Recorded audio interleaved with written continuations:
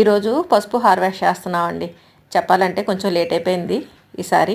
ఇది వరకు ఫిబ్రవరి ఆ టైంలో తీసాము. ఈసారి ఇంచుమించు మార్చి ఎండ్ కూడా అయిపోయిందండి. ఎండలు కూడా ముదిరిపోతున్నాయి. మెల్లిగా కొత్త మొక్కలు కూడా వచ్చేసే పరిస్థితి వచ్చిందనమాట పసుపు నుంచి.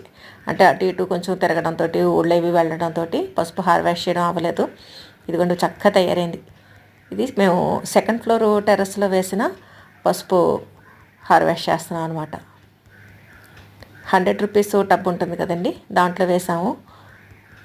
మొత్తం మొక్క అంతా ఎండిపోయాక తీస్తే బాగా వస్తుందండి పసుపు. మధ్యలో పక్కనే చిలకడదుంప కూడా వచ్చేసింది. అది బోనస్ అనుకోవాలేమో. చక్కగా క్లీన్ చేసేసామండి. మొత్తం 4 పార్ట్స్లో వేసాం అనమాట ఈ పసుపు. ఈ పసుపుతో పాటు చిలకడదుంపలు అవి కూడా వచ్చినాయి. చూడండి ఎంత చక్కగా ఉన్నాయో. మనం టెర్రస్ మీద వేసుకుంటే అండి ఎటువంటి కెమికల్స్ కలపకుండా చక్కటి పసుపు తయారవుతుందండి మన ఇంట్లో.